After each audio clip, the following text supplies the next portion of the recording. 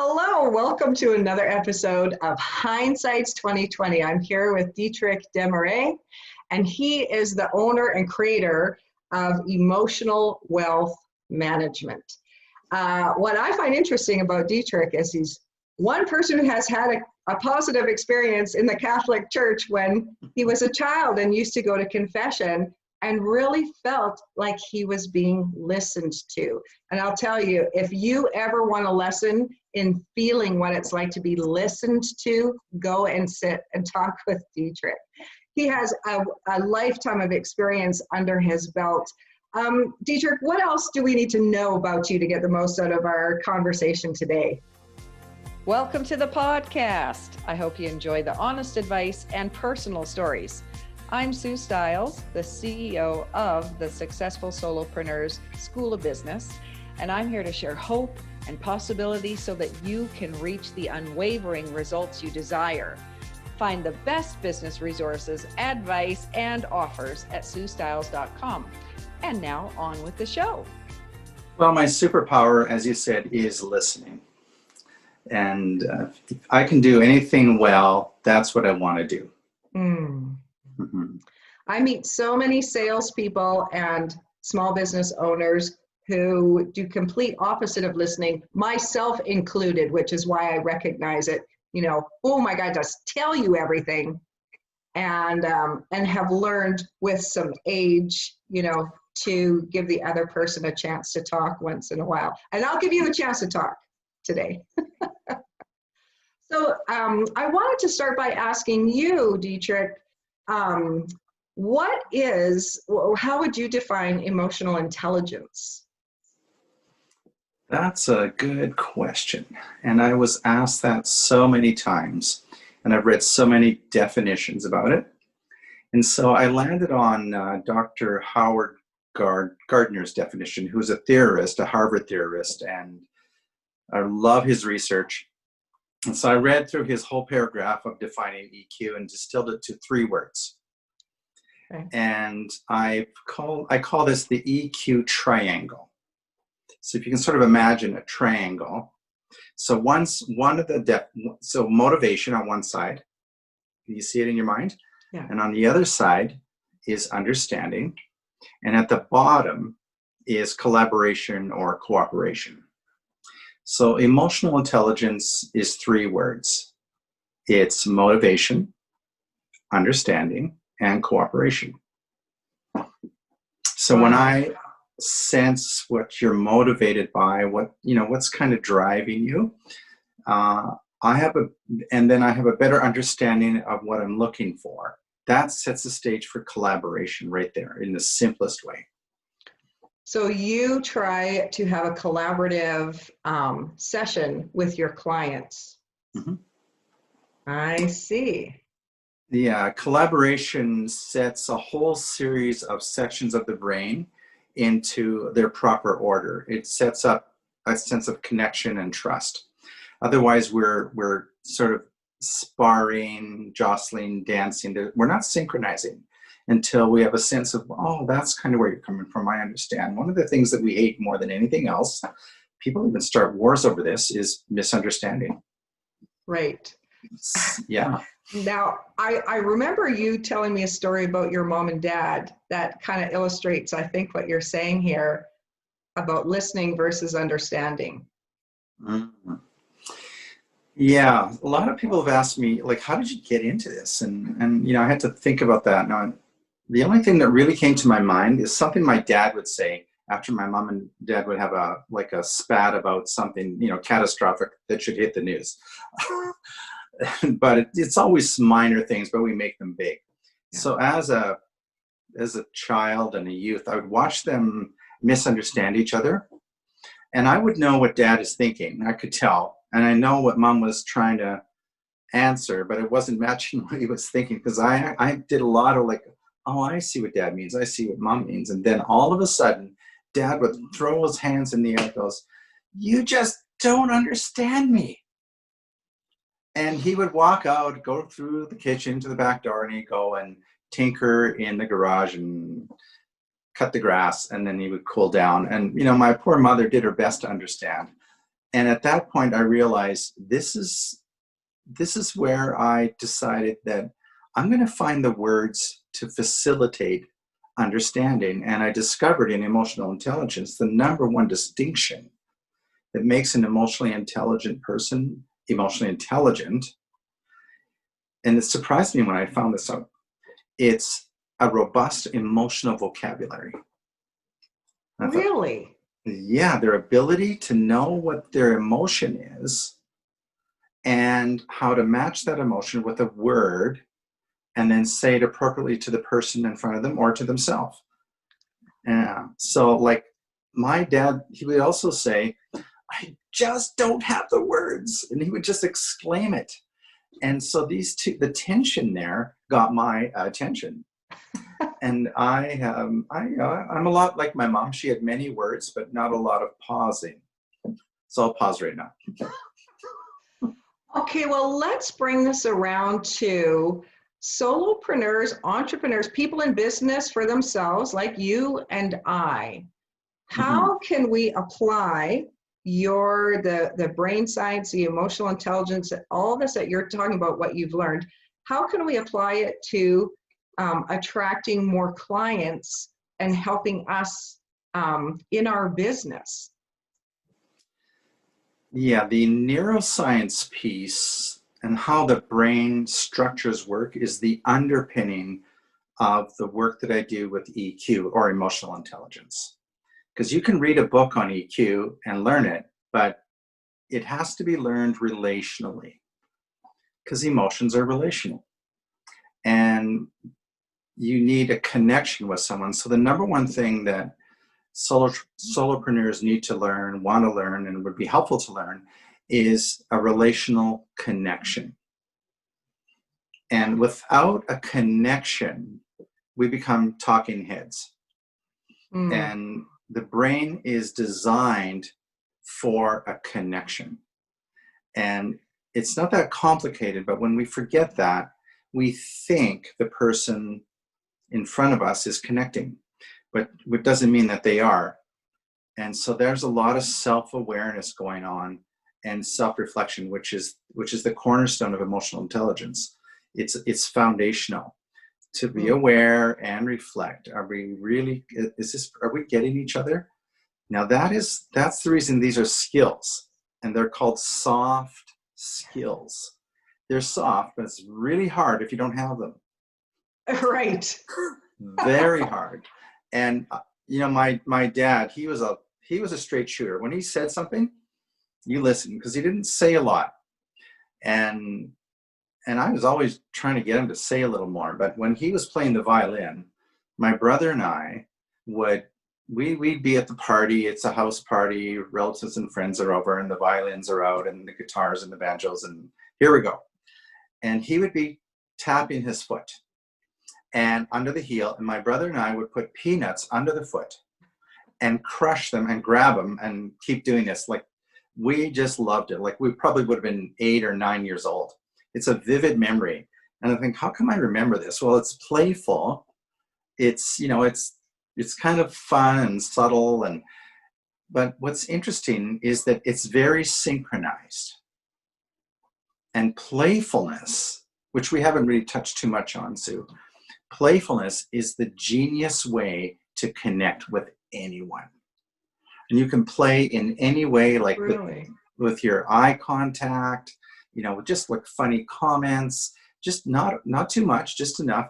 And it activates whole sections in the brain that are called play circuits. And one researcher discovered these play circuits in the brain. So when I'm working with people, they have everyone has a playful part of them. And when you find that little, and it can take a millisecond, but when you find that space, all of a sudden connection and a sense of safety and comfort sets in right away. So I just gave you 3 distinct words: safety and being seen. That's what a connection is. When I see you and you see me, that's a connection. And comfort.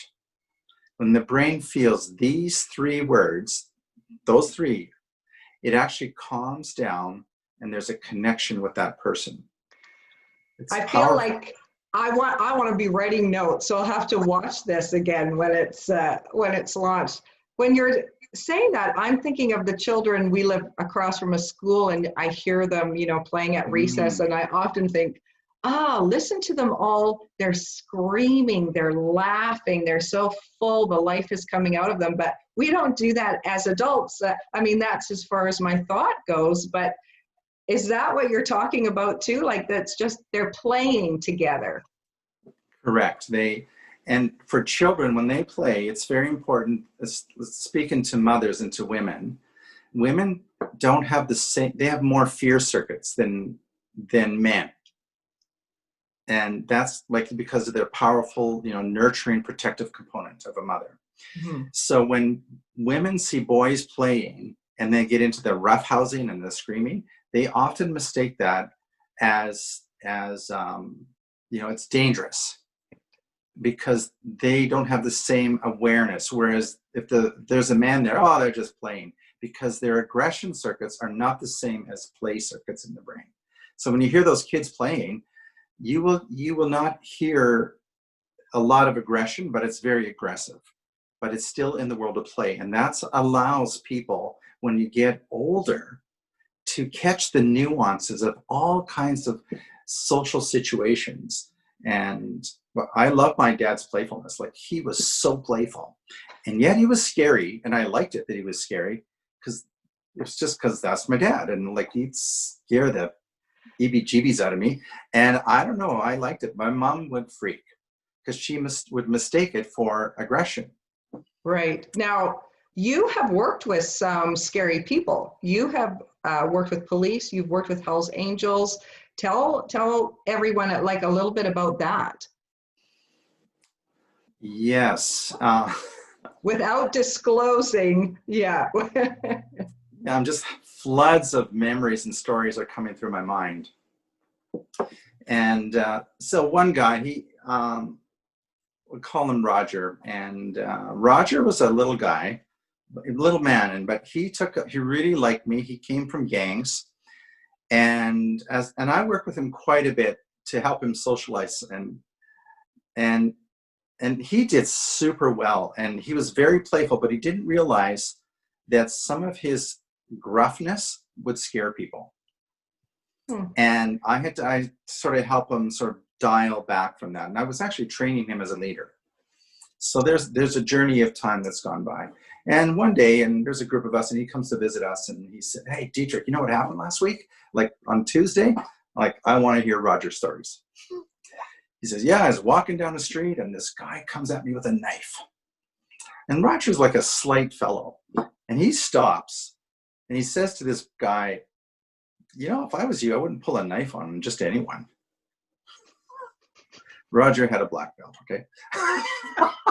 And the guy's like, goes at him. So Roger grabs him by the hand, takes the knife, puts him on the ground, says, "I'm going to keep this knife. Just so you know, you got to be more careful. And maybe you need a cup of coffee." And I said, and then he says, so I took him out for coffee. That's what he did. And he just talked to him normally. So he was actually being playful, but in my world, that'd be aggressive. Wow. Like, that was my world when I was working with that. So his emotional awareness was really high, but almost too high. I had to help him dial it down. Now, that's an extreme example in that, but in that world, that's a tame example. Right. So, however, the brain, one of the things that creates trust with people is aggressiveness in the brain. How so? Yeah, it's interesting, isn't it? There are a series of clues the brain looks for every 30 milliseconds in the world of emotion and intelligence. And one of them is competence. It's constantly scanning for competence. And then secondly, it's aggressiveness, which is like a kind of odd. And another one, which is in there, is likability. So are you saying, when I'm talking to somebody new who might be a client, inside their brain is scanning me for these qualities? Correct.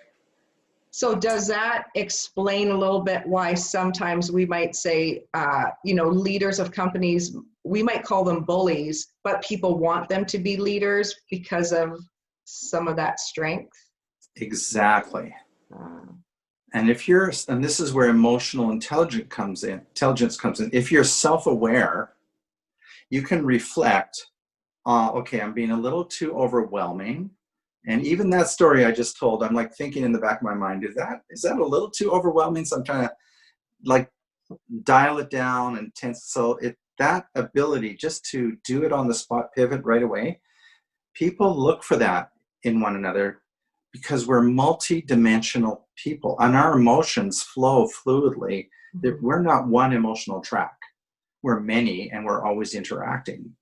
So to be intelligent with your emotions, like aggression, you want to be intelligent with that, use it appropriately, and not steamroll over people and not flood them. Now I had to deal with that because I was my dear wife. She let me know that, you know what, you're either talking too much, or and she would tell me this later because I did not know the clues, and she was kind of like my, I don't know, wingman. And I go, oh, thanks, I didn't catch it because I got more excited about the story than the person who was trying to follow me. So I was being aggressive, but I didn't think I was being aggressive. Does that make some sense? Yes.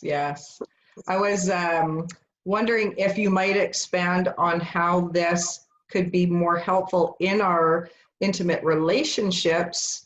I'm thinking, I've heard you say so many insightful things. Give us a tip for maintaining the home life and our relationships, those people we talk to every day. Yes, so that's where it counts, isn't it? Yeah. Like you can have everything, but if that's not working, just got a bunch of shiny things that don't do a lot for us. That's right. Yeah, so it's about connection and there's a very important distinction between men and women around emotion and intelligence. Women crave that emotional connection. And when they have that in that space, that is so valuable for her. Does that make sense to you? Sure, of course. Yeah. Whereas men, yes, they want emotional connection, but that isn't their go-to. And like men they want to be strong and confident. They want to be respected.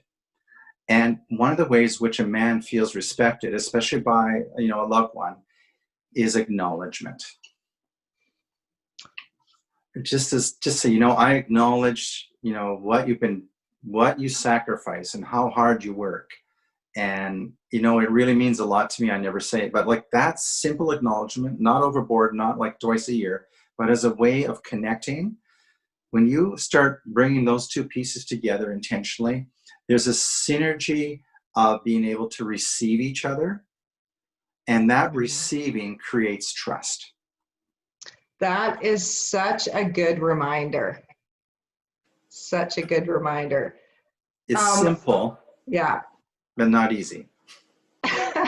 It's like you have to have it up on your wall, and you're writing a book, which we'll get to at the end. So people, if you're like me, I feel like I'm just sucking in all of this information, but I want to hear it again. Maybe I want to read something about it. Because what you're doing is a little more niched than your basic business coaching or relationship counseling. How did you decide to do this, what you're doing right now, helping, and maybe tell us a little bit more about it? Is it helping business owners one-on-one or teams or? Yeah, I do work with business owners, high performance leaders, and it's not necessarily industry specific.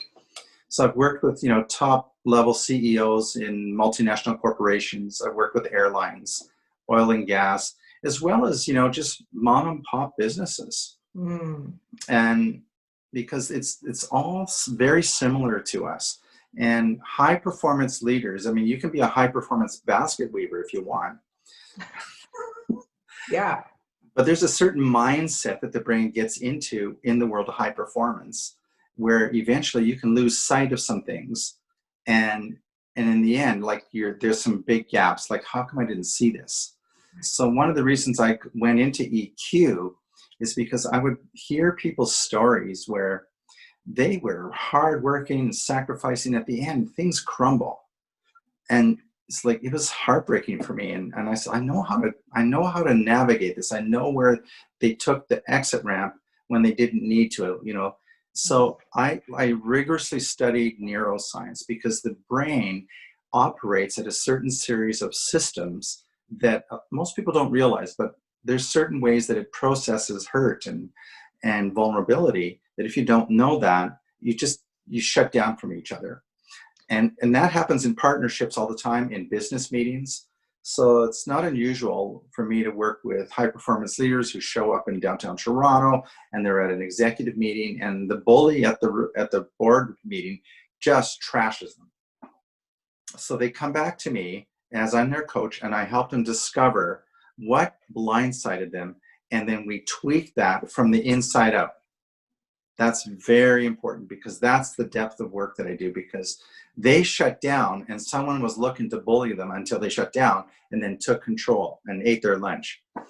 And those are many situations that I've helped leaders, men and women, navigate those very hard things so they can handle it. And I could tell you like a dozen stories around that. It's very satisfying, because I don't like bullies, we don't like bullies, and we don't like it when we become bullies.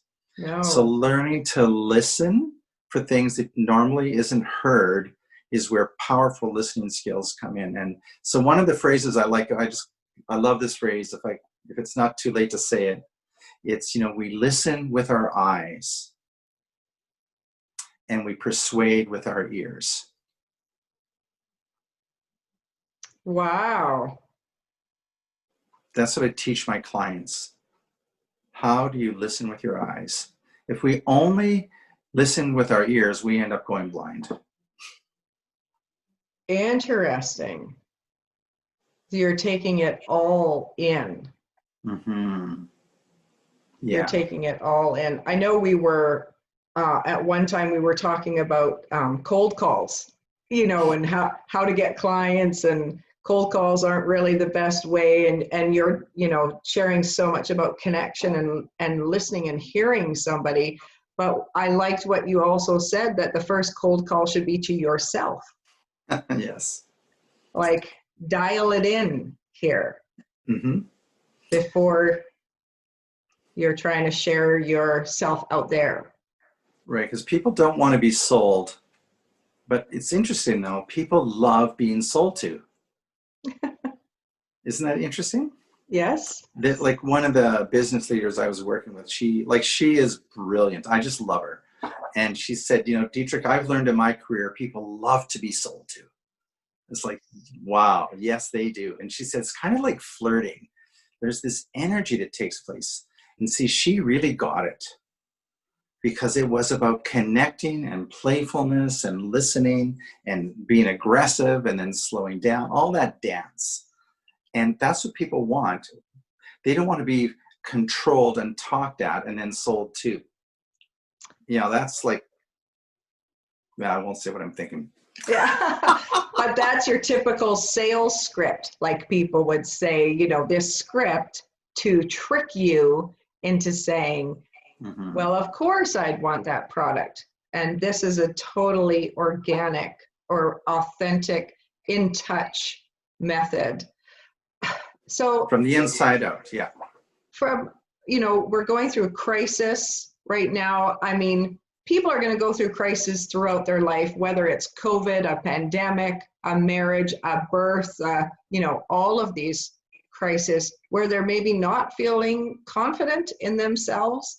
And Mm-hmm. right now, especially, I can imagine so many businesses are having to make the choice whether they pack it up or can they continue on. And there's a lot of the solopreneurs who, I'm mostly hearing from, who run their own business. And lots of times we think, just keep going at it, don't quit. But how do we know, or how can we know, to make an informed choice when we don't know the future? How can we tap into that, or is there a way? Yeah, these challenging times are forcing all of us to meet ourselves. Mhm. Because when we're in a crisis, the first thing we discover is what are my values and what's important. And if we haven't been able to do that on a regular basis, it's happening to us now. Yeah. And if we don't do that, we end up on the wrong track, doing the wrong thing, and we think we're on the right track, and we get confused. So the brain, again, I come back to the beautiful part of the brain about desire and fear. So as I'm coaching people now, one of the things I'm noticing and bringing forward a lot is that when people are driven by fear, there's certain clues, and you may not be aware of it. So I'd speak to you and our listeners. If you might think you're not being driven by fear, because when the brain is driven by fear, there's a whole section in this part of the prefrontal cortex that dims right down, and we actually can't see our future when it's dimmed down. And that means fear is in the room, and we lose hope, and we think we haven't. Hope means I can see my future. Loss of hope means I can't see my future. And when we're in I can't see my future, then our whole brain isn't showing up for our future. And so just being aware of that and reflecting on it is very important to sort of like, oh my goodness, I'm sliding into, I'm being constricted, I'm restrained, all I think about are problems, I can't. That's all fear-based thinking.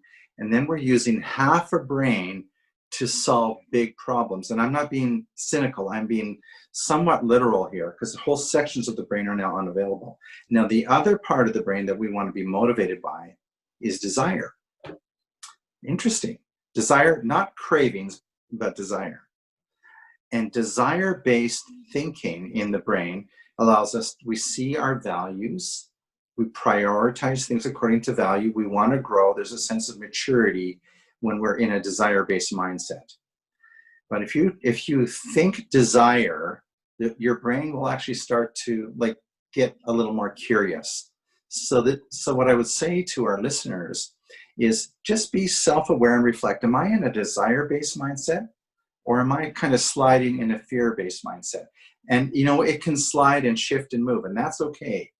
Just being aware is quite a powerful skill to learn. It's a soft, skillful learning curve.